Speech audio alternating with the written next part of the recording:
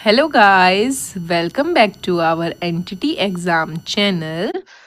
हम यहाँ पर अपनी एंटिटी एग्जाम को टारगेट करते हुए अपनी NIOS की सीरीज को कंप्लीट कर रहे हैं और आज हमारे 8th चैप्टर का पार्ट सेकंड करेंगे। फर्स्ट पार्ट हम कंप्लीट कर चुके हैं, अगर आपने नहीं देखा है तो पहले उसे कंप्लीट करें, देन नेक्स्ट पार्ट को देखें।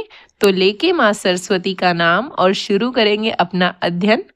Hope you all are guys also motivated. आपको एक सीट पक्की करनी है, 2025 में आपको जॉब डेफिनेटली मिलेगी और अपनी तैयारी को ऐसे ही स्ट्रॉन्ग करते रहिए और अपने आप पर विश्वास रखें।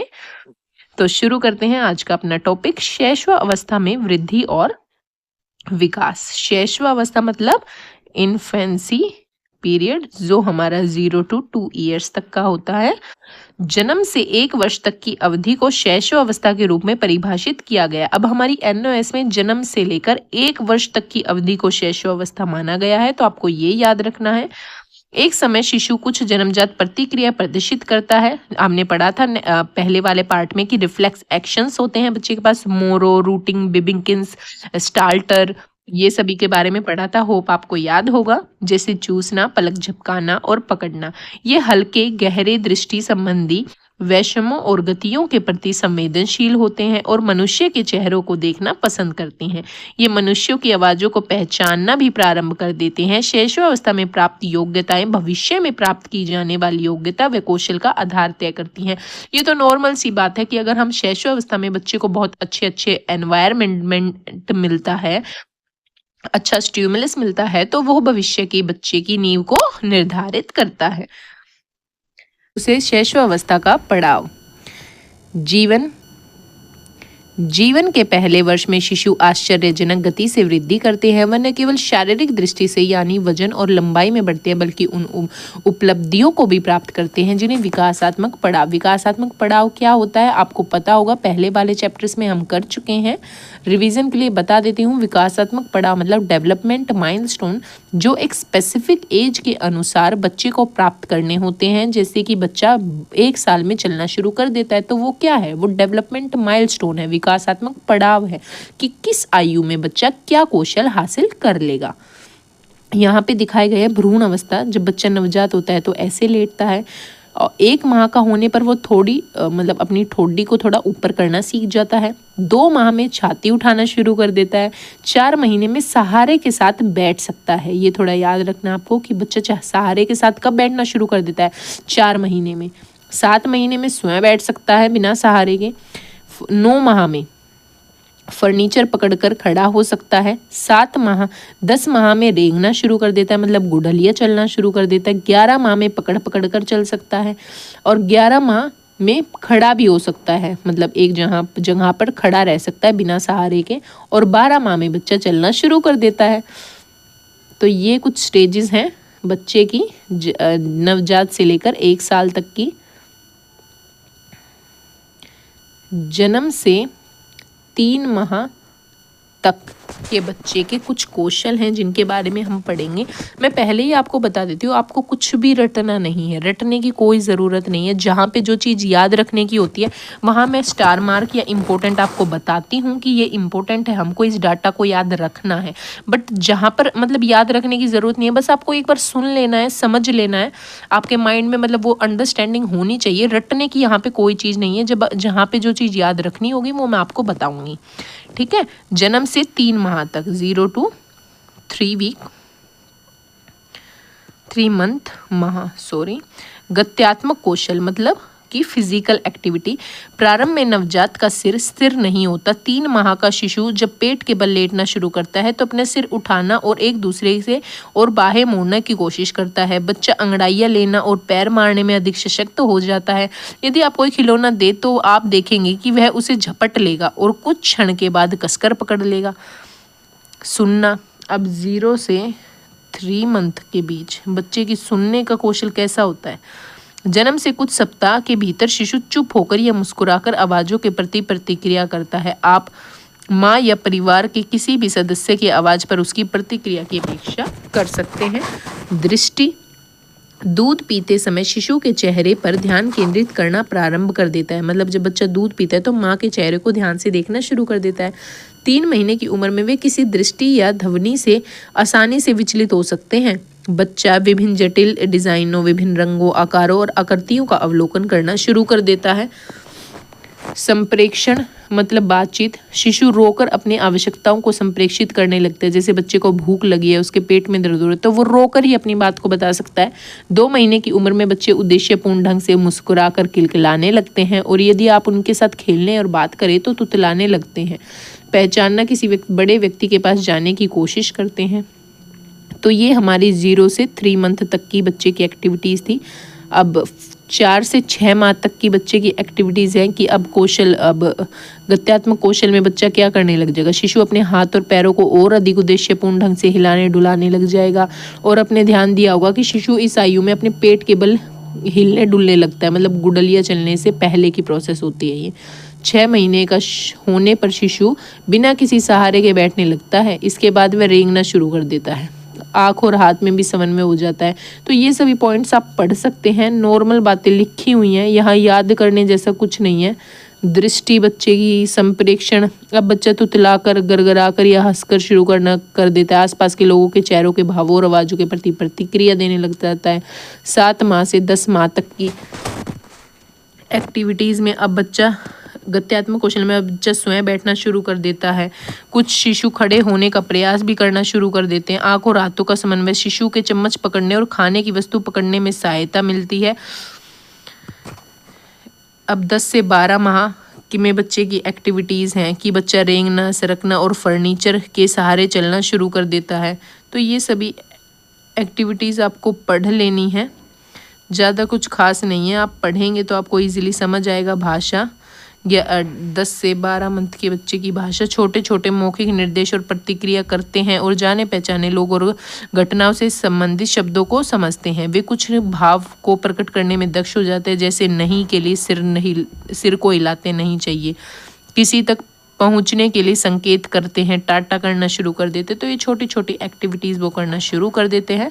अब हमारे इम्पोर्टेंट टॉपिक शुरू है जो आपको थोड़ा फोकस के साथ पढ़ना है। टोडलर अवस्था सबसे पहले बताएंगे। टोडलर अवस्था किस आयु तक होती है, मैं पहले आपको बता चुकी हूँ। 0 से 3 वर्ष तक की अवस्था को हम टोडलर अवस्था कहते हैं। 1 से 3 वर्ष की आयु के बीच के जीवन की अवस्था को टोडलर कहते हैं। इस उम्र में बच्चे की वृद्धि और विकास की गति बहुत तीव्र होती है। बच्चे अपने आसपास के वयस्कों का हिस्सा बनना चाहते हैं। जैसे जैसे वे ज़्यादा स्वतंत्र होते हैं, वे बहुत सी चीज़ों को स्वयं करने की जिद करते हैं कि हाँ मैं खुद कर सकता हूँ। जैसे कपड़े खुद पहन सकता हूँ, खाना खुद खा सकता हूँ।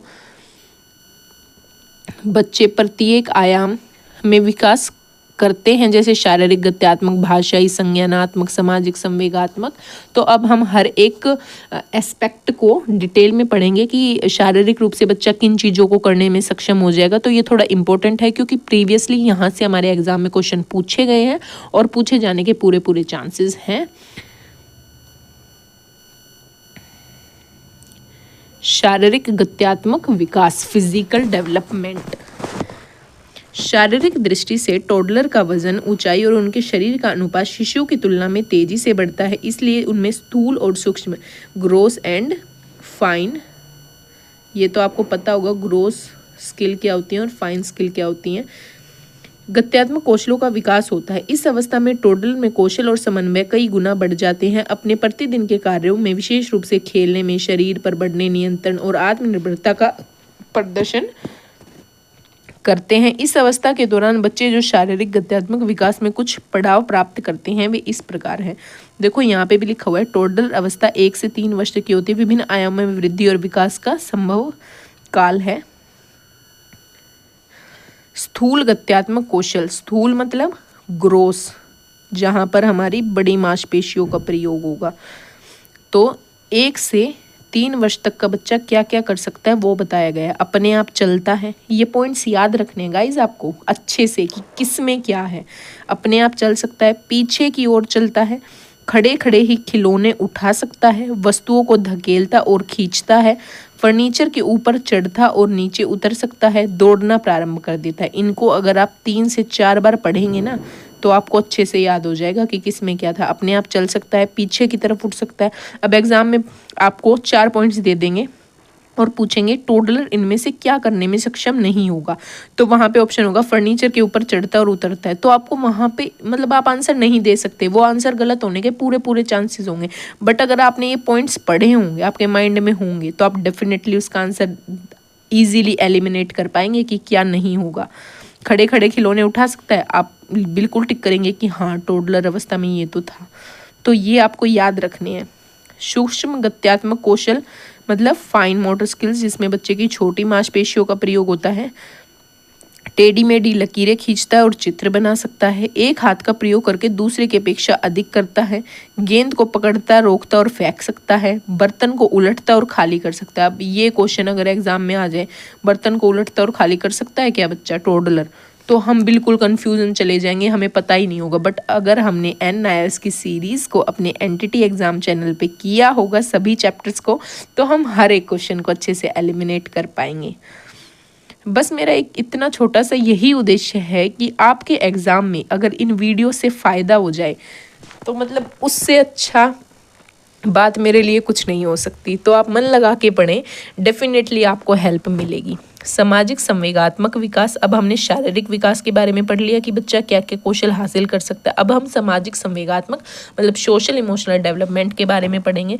टोडलर भय, प्रसन्नता और आनंद आदि संवेगों की एक श्रृंखला देखते हैं। 3 वर्ष तक पहुँचते पहुँचते वे ईर्ष्या, प्रेम, गर्व, शर्म जैसे जटिल संवेगों को भी व्यक्त करने लग जाते हैं।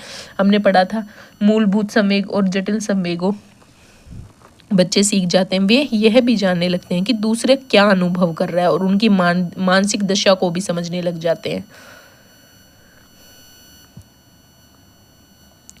वे अकेले खेलने या अपने आसपास दूसरों के साथ खेलने का आनंद लेते हैं, किंतु अपने खिलौने दूसरे के साथ साझा नहीं करते। दृढ़ता के साथ ना कहना उन्हें बहुत अच्छा लगता है। वे आत्मनिर्भर होना चाहते हैं, जबकि वे अब भी आश्रित हैं। कई बार उनसे जो कहा जाए उसका उल्टा करते हैं। खेल टोडलर में सामाजिक रूप से विकसित होने का अवसर प्रदान करते हैं। अब देखते हैं कि बच्चे सामाजिक संवेगात्मक के क्या क्या पड़ाव हैं। दर्पण में स्वयं को पहचानने लगते हैं टोडलर्स। इम्पोर्टेंट है गाइस, अगेन मैं आपको बार बार इसलिए बता रही हूँ क्योंकि ये इम्पोर्टेंट है काफ़ी ज़्यादा। परिवार के लोगों की पहचान करने लगता है। दूसरों के साथ खेलने में आनंद लेते हैं और खेलना रोक देने पर रोने लगते हैं। चेहरे और शरीर के माध्यम से अपनी बात कहने और अभिव्यक्त करने लगते हैं। चेहरे के कुछ भावों की नकल करते हैं। माँ तथा देखभाल करने वालों के साथ सुरक्षा और जुड़ाव की भावना विकसित करते हैं। अब हम पढ़ेंगे संज्ञानात्मक विकास मतलब कॉग्निटिव डेवलपमेंट बच्चे का। जैसे जीन पियाजे का मानना है कि टोडलर पहले बौद्धिक व्यवहार प्रदर्शित करते हैं और इस आयु तक स्वतंत्र रूप से सोचने के योग्य हो जाते हैं। वे जानबूझकर उद्देश्य अपने वातावरण से प्रयोग करना शुरू कर देते हैं। वे प्रयास या त्रुटि ट्रायल एंड एरर से नई नई गतिविधियां खोजते हैं और घटनाओं का पूर्व अनुमान लगा लेते हैं। फिर भी उनका ध्यान केवल परिवेश में विद्यमान मूर्त वस्तुओं पर ही आकर्षित होता है। वे अमूर्त के बारे में नहीं सोच सकते। जो टोडलर होते हैं वो अमूर्त चीज़ों के बारे में नहीं सोच सकते। इस अवस्था में कुछ करने से पहले उनके बारे में सोच सकते हैं। टोडलर जाने पहचाने लोग और वस्तुओं के नाम बताने लगते हैं। वे अपने परिवेश में दूसरों का अनुकरण करने लगते हैं और दूसरों को भी खेल में शामिल करना प्रारंभ कर देते हैं। अब ये पॉइंट्स पढ़ेंगे। अपने आसपास के लोग और वस्तुओं का नाम पहचानने लगते हैं। छुपी हुई वस्तु को खोजते हैं, यानी वस्तु का स्वामित्व विकसित हो जाता है कि वो ऑब्जेक्ट हमारा परमानेंट है, वो out of sight out of mind नहीं हो सकता। मतलब आंखों के सामने से अगर ओझल हो गया तो फिर भी वो विद्यमान है पर कहीं छुपाया गया है। अलग अलग प्रकार की नकल करना सीख जाते हैं। वे शब्दों और आदेशों को समझते हैं और भली प्रकार प्रतिक्रिया करते हैं। अगर उन्हें कुछ बोला जाए तो वो अच्छे से समझ लेंगे। वे तुम और मुझे में अंतर करते हैं, तुम और मुझ में, और मुझे और मेरा सर्वनाम का भी प्रयोग करते हैं। एग्जाम में आई थिंक यहीं से पूछा गया था कि बच्चे तुम और मुझ में अंतर कर पाते, तुम और मुझ में सर्वनाम का प्रयोग कर सकते हैं क्या टोडलर अवस्था में? तो बिल्कुल कर सकते हैं। समान वस्तुओं का मिलान करना शुरू कर देते हैं। लक्ष्य निर्देशित व्यवहार का प्रदर्शन करने लगते हैं। अब हम भाषाई विकास, संप्रेषण और अप्रत्याशित साक्षरता मतलब एमर्जेंट लिटरेसी के बारे में देखेंगे। 1 से 3 वर्ष के समय में टोडलर में शब्दों के प्रयोग और उनकी समझ तेजी से बढ़ती है। बच्चा बहुत सारी वोकैबुलरी ऐड कर लेता है, बहुत नए नए शब्दों को बहुत जल्दी सीख जाता है। 1 वर्ष की आयु के ज़्यादातर बच्चे समझ में आने वाले 2 या 3 शब्द बोलते हैं और जब तक वे 3 वर्ष के होते हैं 2 या 3 वाक्य बोलकर बात करना सीख जाते हैं। 1 से 2 वर्ष की आयु के बीच बच्चे नियमित रूप से नए शब्द सीख जाते हैं। 2 या 3 वर्ष की आयु के बीच ज़्यादातर टोडलर लगभग 300 शब्द सीख जाते हैं। कितने शब्द सीख जाते हैं? 300 सॉरी। टोडलर सरल प्रश्नों को समझना प्रारंभ कर देते हैं तथा साधारण निर्देशों का अनुपालन करने योग्य हो जाते हैं।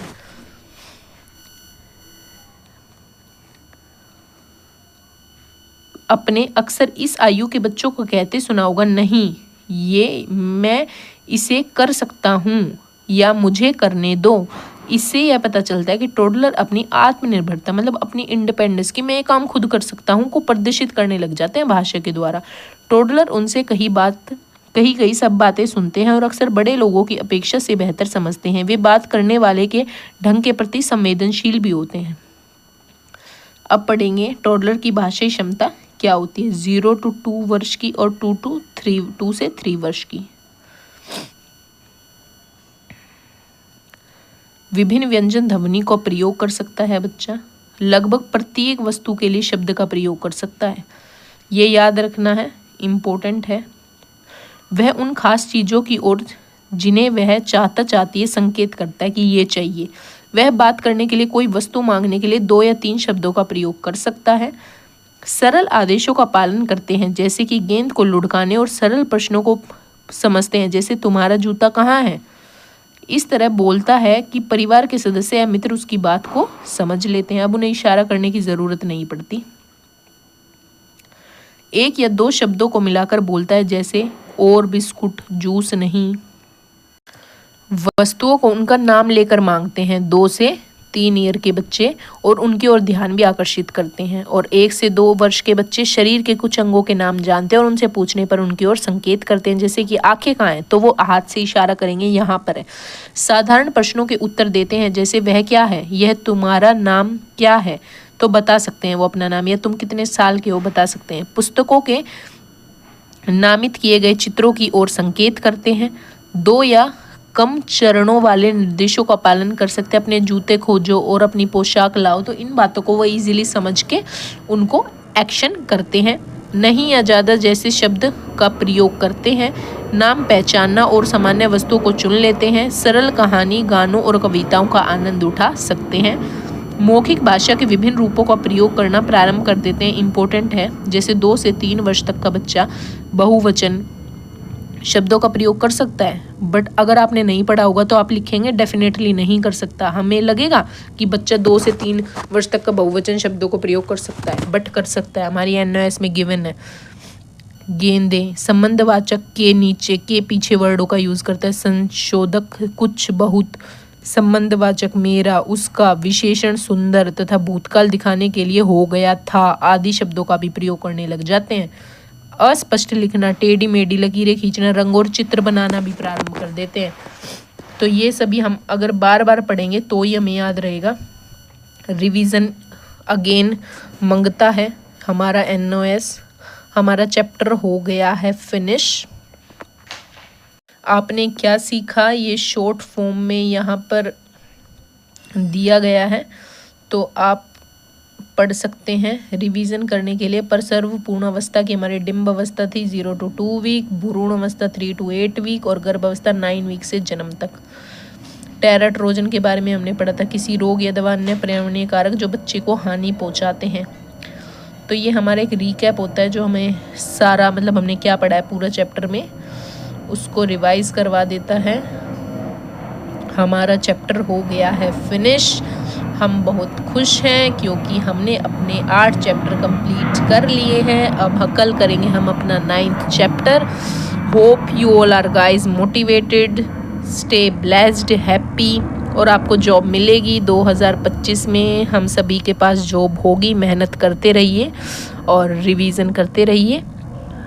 मिलते हैं कल की वीडियो में। अगर पसंद आए तो लाइक शेयर कर सकते हैं। आज के लिए बस इतना ही।